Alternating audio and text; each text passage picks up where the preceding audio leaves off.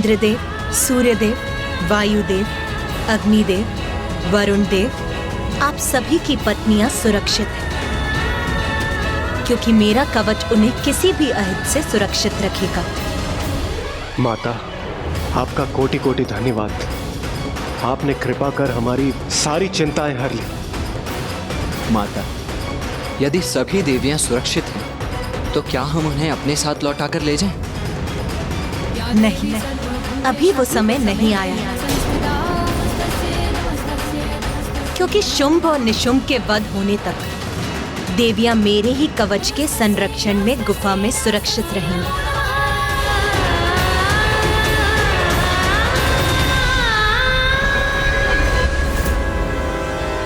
देवी कौशिकी को मेरे संरक्षण की आवश्यकता नहीं है।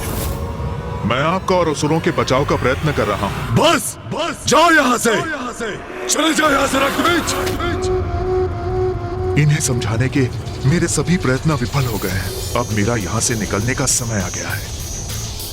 जिस दिवस में असुर महानायक के पद पर स्थापित हुआ था, मैंने समस्त असुर समुदाय को साक्षी मानकर एक प्रण लिया था कि असुर शक्ति को आधार बनाकर संपूर्ण त्रिलोक में अपने असुरों की प्रभु सत्ता स्थापित करूंगा। किंतु तब मुझे यह कहा गया था कि मेरा ही एक अत्यंत शक्तिशाली और महत्वपूर्ण सेनापति मेरी ही सबसे बड़ी दुर्बलता का रूप लेगा। यहाँ और रुककर मैं अपने असुर समुदाय के प्रति अपनी निष्ठा प्रमाणित नहीं कर सकता।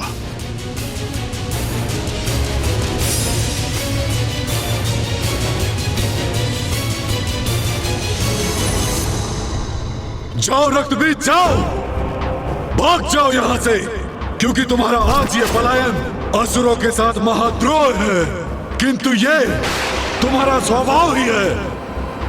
महान असुर सम्राट महिषासुर ने तुम्हें मंत्री बनाया, और जब उनका विकट समय आया तुम उन्हें अकेला छोड़कर भाग गए। जो तुमने पूर्व में किया वही तुम आज भी कर रहे हो। रक्तबीज, तुम पर धिक्कार है। मुझे तो प्रतीत होता है कि तुम असुर ही नहीं हो। अवश्य तुम्हारी मां ने भी असुरों के साथ द्रोह किया होगा और अपने चरित्र को देवताओं के साथ कलंकित किया होगा, और तुम उस कलंक का परिणाम हो रक्तबीज।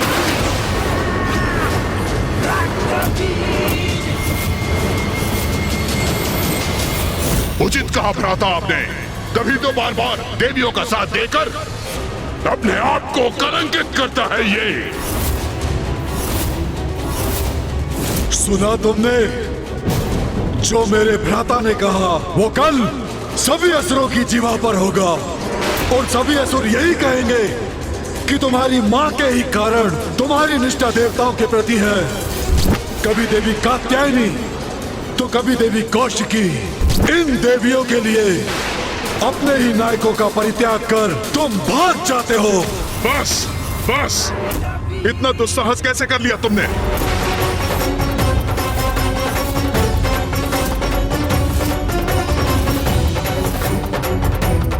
सभी सीमाएं लांघ गए हो तुम।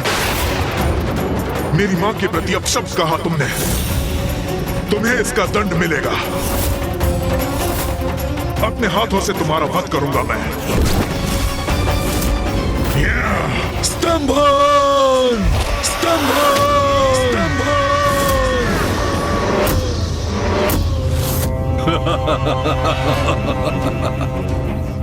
एक साधारण नारी से युद्ध करने में तुम्हारे प्राण सूख रहे हैं, और मुझ जैसे असुर महानायक शुंभ से युद्ध करने के लिए तुम तत्पर हो।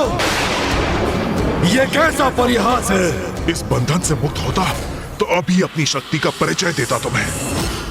तुम्हारी मां को लेकर कुछ कह दिया तो तुम इतने क्रोधित हो गए, किंतु तुम्हारे इतने असुर योद्धाओं का वध हो गया और तुम पर कोई प्रभाव नहीं पड़ा। भ्राता शुंभ ये क्या कर रहे हैं? यदि रक्त बीज के तन से उसके रक्त की एक भी बूंद धरती पर गिरी तो वो उसके लिए एक बड़ी सेना उत्पन्न कर देगी। और यदि ऐसा हुआ तो ज्ञात नहीं वो सेना हमारी कैसी दुर्दशा करेगी। नहीं, भैया को उसे स्तंभन से मुक्त करना ही होगा।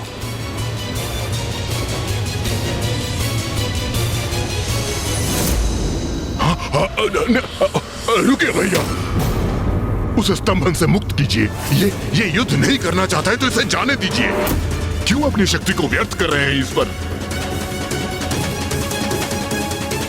उचित है निशुंभ, उचित है। मेरे स्तंभन से मुक्त हो जाओ।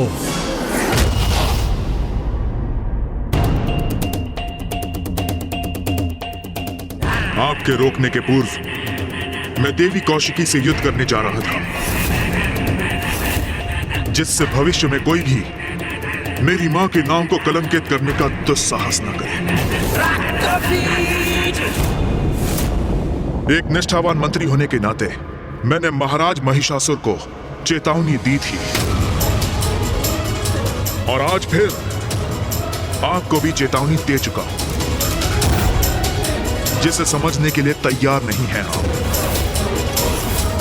जो दुर्दशा धूम्रलोचन और चंडमुंड की हुई है, आज वही मेरी भी होगी, और उसका समस्त दोष आपका होगा। आपका अहंकार ही हमारे विनाश का कारण बनेगा। मैं अपने महानायक के प्रति अपने उत्तरदायित्व से भली भांति परिचित हूं, इसलिए मैं देवी कौशिकी से युद्ध करूंगा। किंतु आज असुर महानायक ने मुझे मेरा स्थान दिखा दिया है। मेरी मां का अपमान कर बता दिया है मुझे कि उनकी दृष्टि में मेरा स्थान कितना निम्न है। जय हो, असुर महानायक की जय हो।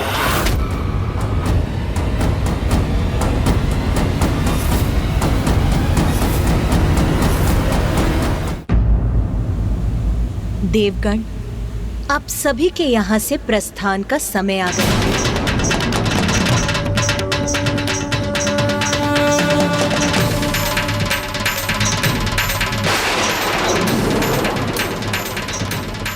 विंध्याचल पर्वत, वहीं स्थित है देवी कौशिकी।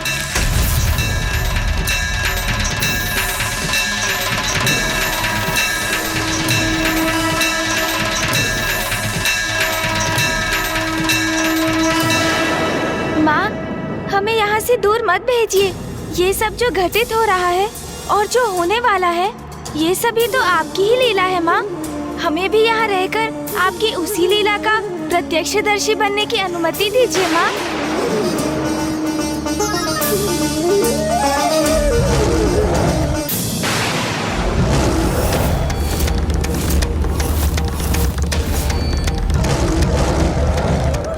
कौन है जो अपने काल से साक्षात्कार करने यहाँ आ रहा है?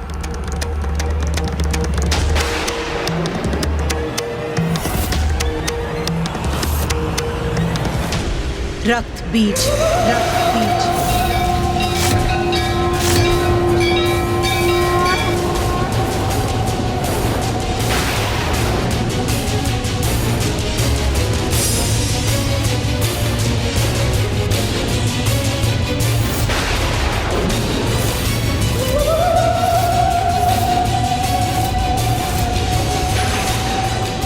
जो भी है ये रक्त बीज, उसे माता तक कदापि नहीं पहुंचने दूंगी मैं।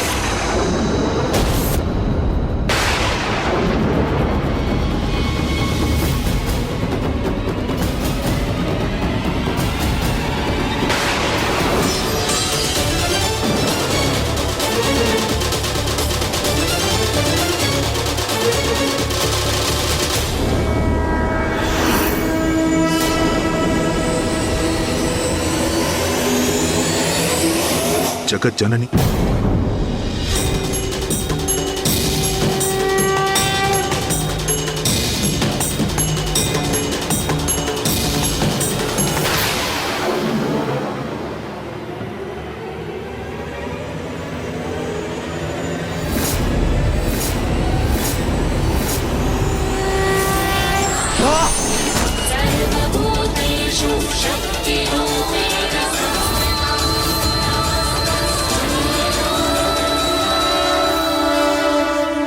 मुझे ज्ञात है देवी, आप जगत जननी हैं। पूर्व में आप देवी कात्यायनी का रूप धारण कर प्रकट हुई थी और आप देवी कौशिकी के रूप में मेरे समक्ष हैं। रक्त बीज, मुझे ज्ञात है अपने भीतर उमड़े अंतर्द्वंद के किस बवंडर से जूझ रहे हो तुम।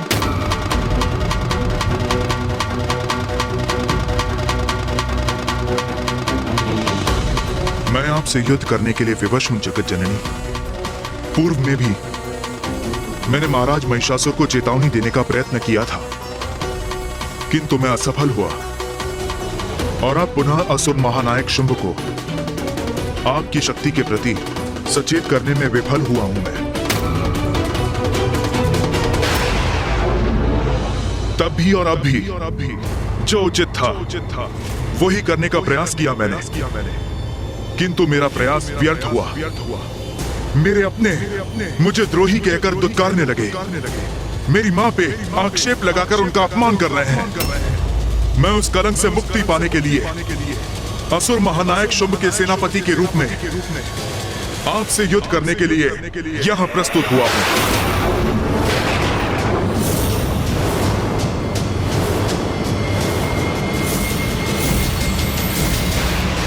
आप अपना दायित्व निभा रही हैं जगत जननी, और मैं भी अपना दायित्व निभाने यहां आया हूं।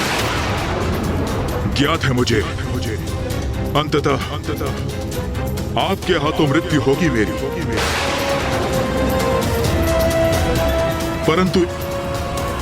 परंतु एक क्षीण सी संभावना मेरे जीवित रहने की भी अवश्य है। इस युद्ध को अपने जीवन का अंतिम युद्ध समझकर मैं अत्यंत उदास था माता, किंतु फिर यहां आते समय मेरे मन में एक विचार कौंधा और मुझे प्रतीत हुआ कि मैं एक योद्धा हूं और एक योद्धा को अपने जय की आस, वो भले ही कितनी क्षीण क्यों ना हो, कभी नहीं त्यागनी चाहिए।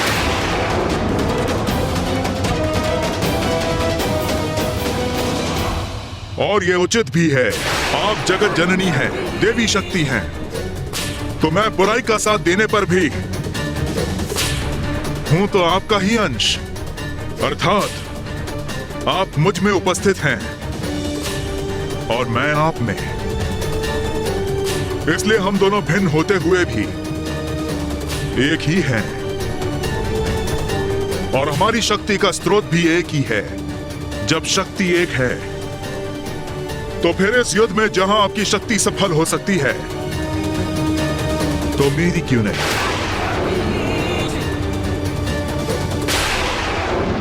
रक्त बीज, तुम्हारा जो कर्तव्य है तुम उसका पालन करो। यदि इस युद्ध में शेष रहा तो अपनी मां का प्रतिशोध अवश्य लूंगा शुंभ से, उसे मृत्यु दंड देकर आपकी इच्छा पूर्ण करूंगा मैं।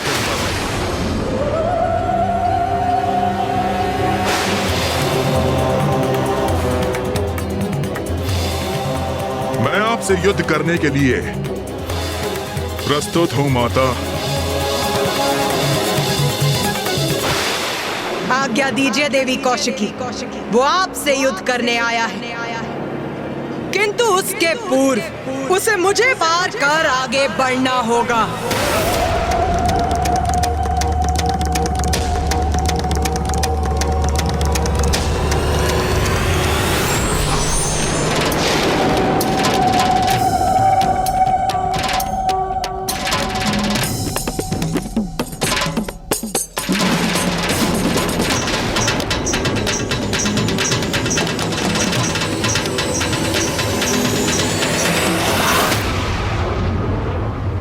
युद्ध करने आए हो ना यहाँ, तो उठाओ अपने अस्त्र शस्त्र, युद्ध करो मुझसे। मैं आपसे नहीं, देवी कौशिकी से युद्ध करने आया हूं। देवी कौशिकी तक पहुंचने के लिए सर्वप्रथम तुम्हें मुझसे आगे बढ़ना होगा, जो मैं कदापि होने नहीं दूंगी। देवगणों, भैया, मैं समझ नहीं पा रहा हूँ कि ये दुष्ट इतना संयमित क्यों है। युद्ध क्यों नहीं कर रहा ये रक्त बीज? युद्ध तो मैं मात्र देवी कौशिकी से ही करूंगा। आप जाएं और उन्हें युद्ध के लिए मेरे समक्ष प्रस्तुत करें। मुझे आदेश देने का प्रयास कर रहे हो तुम? इतना दुस्साहस!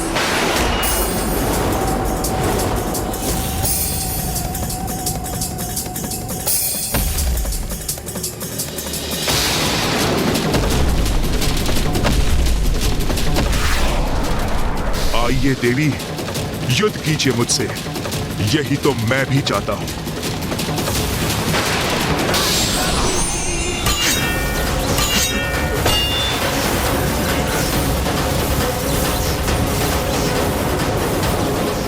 अपने अंत के लिए तैयार हो जाओ रक्तबीज।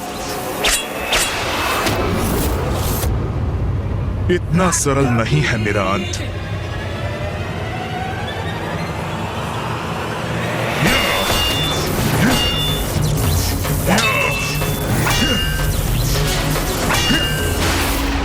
उस स्पर्धा में हमने जिस रक्त बीज को देखा था, ये उससे कितना भिन्न प्रतीत हो रहा है। इसमें आए इस परिवर्तन का क्या कारण हो सकता है? हाँ भैया, उसी का विचार तो मैं भी कर रहा हूँ। अभी तक माता पर एक वार तक नहीं किया है इस असुर ने। बस अपना बचाव। भैया, कोई तो बात है जो हम भूल रहे हैं।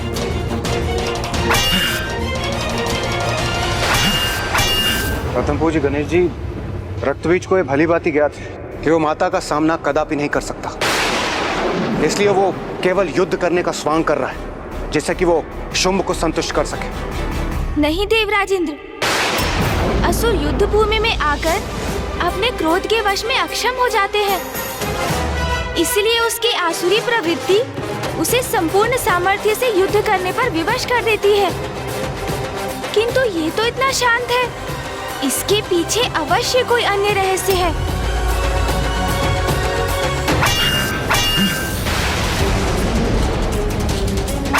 वार करो मुझ पर।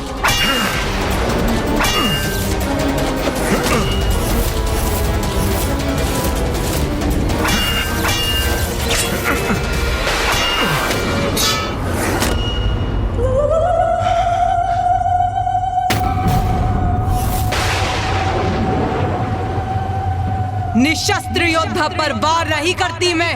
रक्तबीज, उठाओ अपना शस्त्र।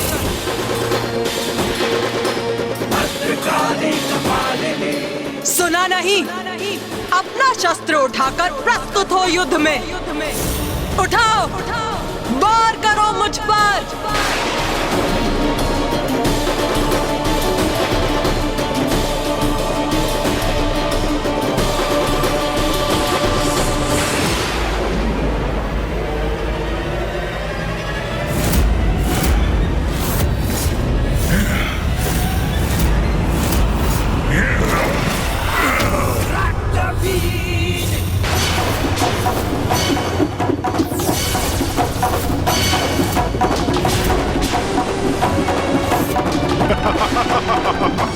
ये क्या किया इस दुष्ट ने?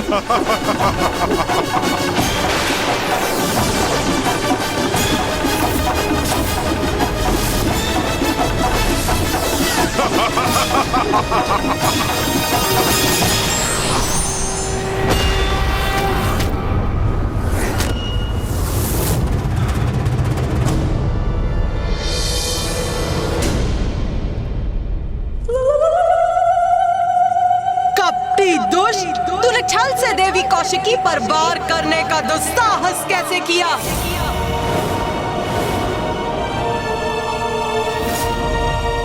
अब तेरा अंत करूंगी मैं। मुझे क्षमा करें जगत जननी, किंतु इस युद्ध में यही रणनीति अपनाने पर विवश हूं मैं।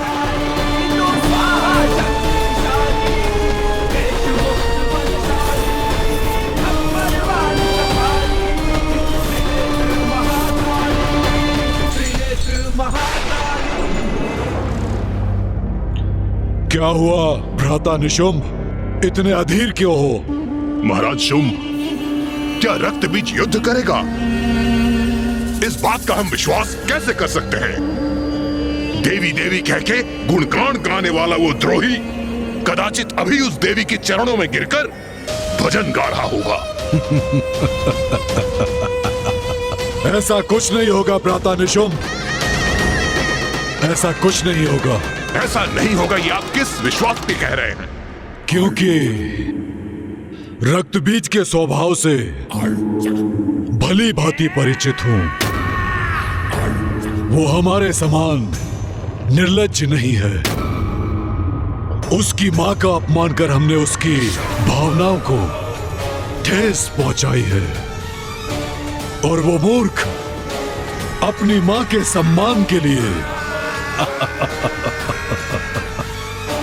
अवश्य युद्ध करेगा, अवश्य करेगा।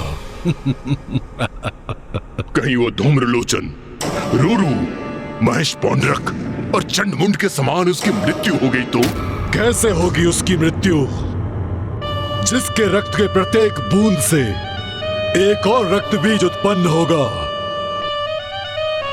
उसका रक्त बहा तो सहस्त्रों रक्त बीज उत्पन्न हो जाएंगे उसके साथ युद्ध करने के लिए। इसलिए उसका अंत असंभव है। रक्त बीज पर प्रहार ही उसे और शक्ति प्रदान करेगा, उसे असुरों के शत्रुओं का अंत करने में सक्षम बनाएगा। समझे भ्राता निशुंभ? कुछ ही समय में रक्त बीज लौटकर अपने विजय की गाथा सुनाएगा।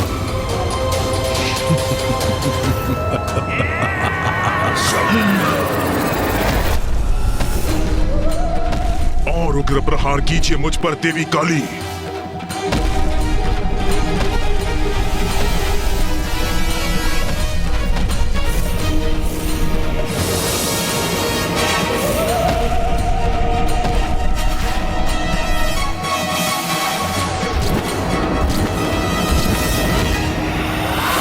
देवी कौशिकी पर छल युक्त प्रहार करने का उचित दंड प्राप्त होगा तुझे रक्त बीज। रक्त बीज? भैया, ये तो सर्वनाश होने जा रहा है। गणेश, क्या हुआ? तुम इस प्रकार इस असुर का नाम क्यों ले रहे हो? भैया, ये रक्त बीज तो वही असुर है जिसके रक्त से अनेकों असुर प्रकट होते हैं।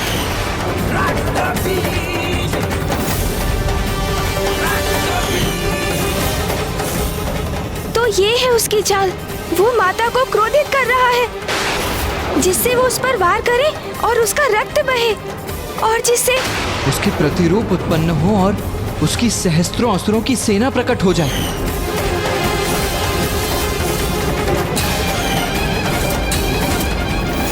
नहीं माता, रुक जाइए, इस पर प्रहार मत कीजिए।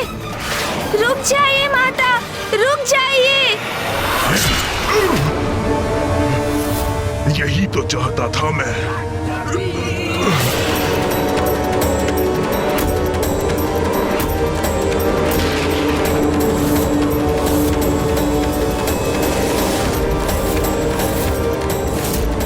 देवी काली, ये कैसा अनर्थ हो गया आपसे?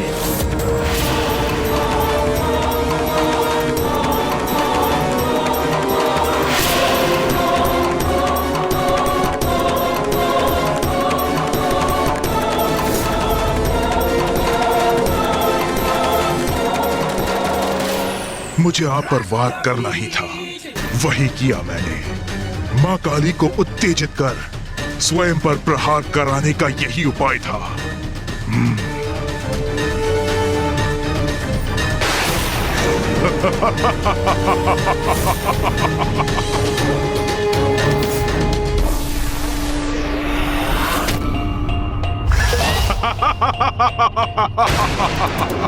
ये है रक्त बीज की शक्ति माता। ये कैसा आभास हो रहा है मुझे?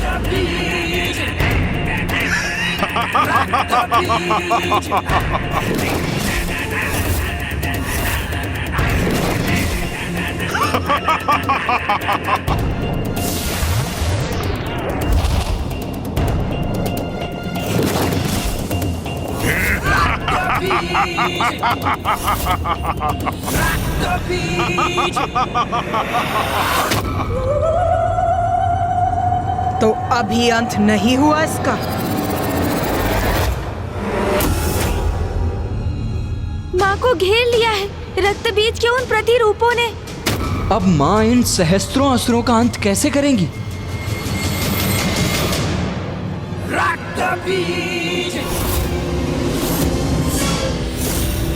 देखा देवी, मेरा वध कोई नहीं कर सकता।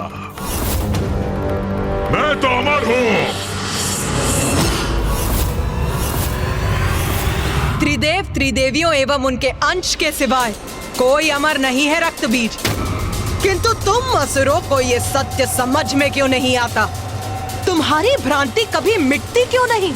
मेरे सैनिकों, आक्रमण करो, अंत कर दो इस देवी का। अंत करेंगे इन देवी का। प्रहार करो इन पर।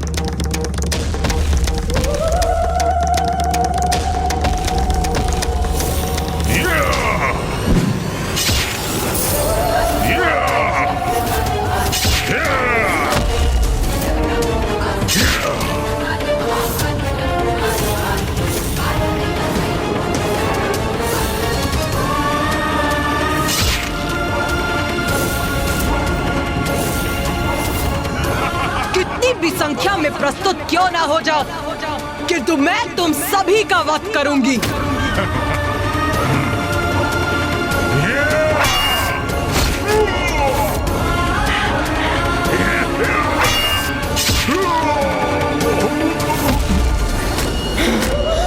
हो गया रक्त बीज, या थोड़ा और रक्त बहाऊं मैं तुम्हारा, जिससे तुम कुछ और असुर उत्पन्न कर सको?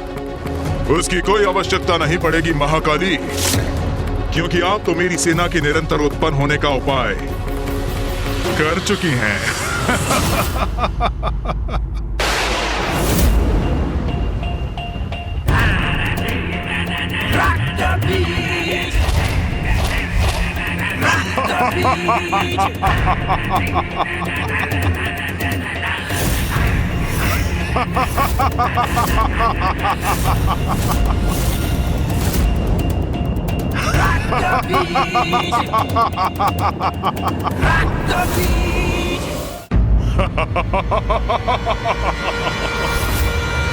ये असुर तो निरंतर उत्पन्न होते रहेंगे, इनका तो कभी अंत ही नहीं होगा। हाँ गणेश, तुम उचित कह रहे हो गणेश।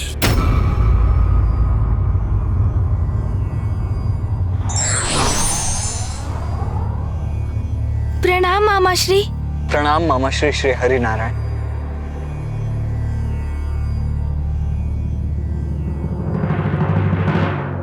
रक्त बीज और उसके असुरों का जितना रक्त बहेगा, उनके रक्त से उतने ही असुर उत्पन्न होंगे। किंतु मामाश्री, इन असुरों की उत्पत्ति और मरण के इस चक्र का अंत करने का कोई तो उपाय होगा। मेरी भी यही आशा है। मात्र आशा से नहीं, कर्म से कुछ होगा मामाश्री, क्योंकि कर्म किए बिना मात्र आस लगाए रहना ये तो दुर्बल करते हैं। मैं इस प्रकार हाथ पर हाथ धरे निष्क्रिय होकर माँ को एक ऐसा युद्ध करते नहीं देख सकता जिसमें माँ का प्रत्येक प्रहार एक और बड़ा संकट उत्पन्न कर रहा है।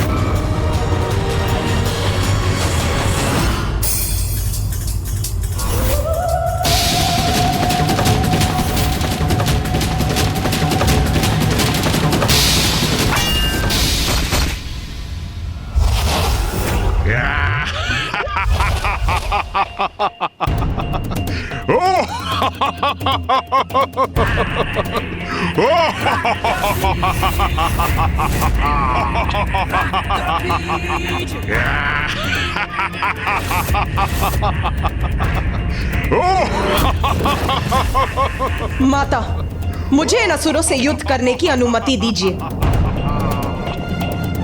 आगे बढ़ेंगे, विजयी होंगे, रुकेंगे नहीं हम। आक्रमण!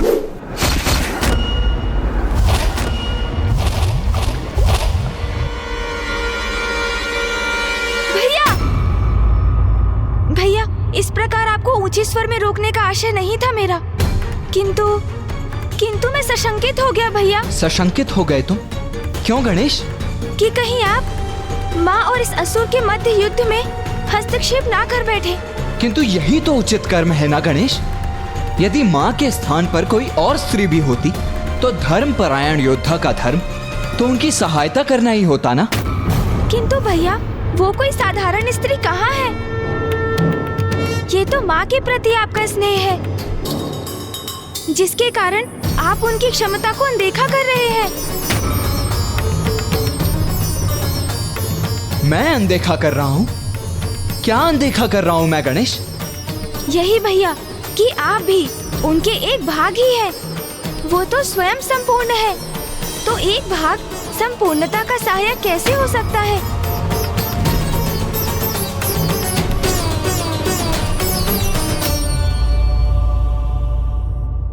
तुम सर्वथा उचित कह रहे हो गणेश। मैं ये कैसे नहीं देख सका? मेरा जन्म तो मां से ही हुआ है। मेरा तन, मन, मेरे रक्त की प्रत्येक बूंद मां की ही तो देन है। इसीलिए मेरी शक्ति पर विश्वास कर मां की सहायता करने का निश्चय कितनी बड़ी भूल थी मेरी। मैं वास्तव में भूल रहा था कि मां की शक्ति तो अथाह अपार है।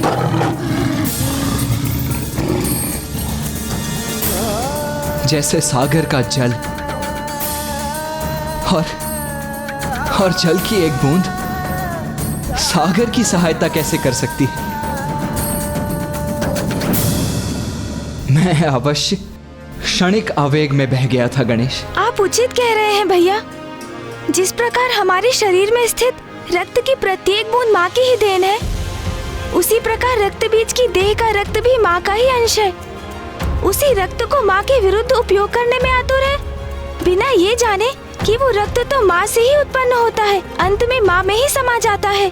जो शक्ति उसे माँ से ही प्राप्त हुई है, उसका उपयोग माँ के विरुद्ध कर वो कभी युद्ध में विजयी नहीं हो सकता।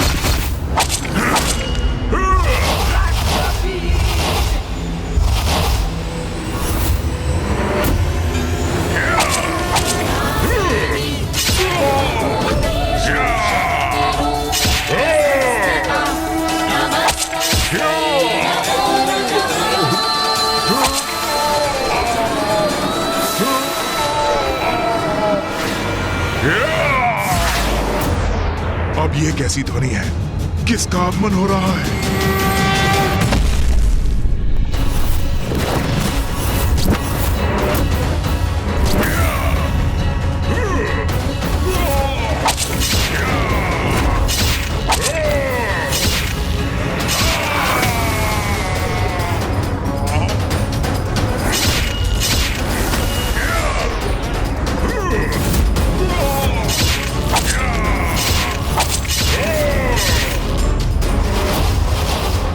यही तो विशेषता है मेरी। मेरे ऊपर आघात मेरा अंत नहीं करते, मुझे और बलवान बनाते हैं।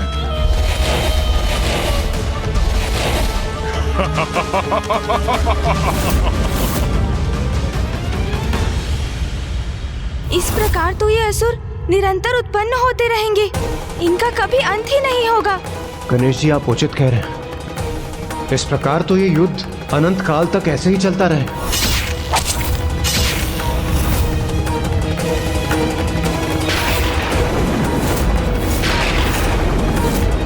फिर माता कैसे रक्त बीज को अपने रक्त से नवीन असुर उत्पन्न करने से रोकेंगी? योद्धा कितना भी शक्तिशाली क्यों ना हो, यदि वो अधर्म के साथ है तो उसका विनाश निश्चित है।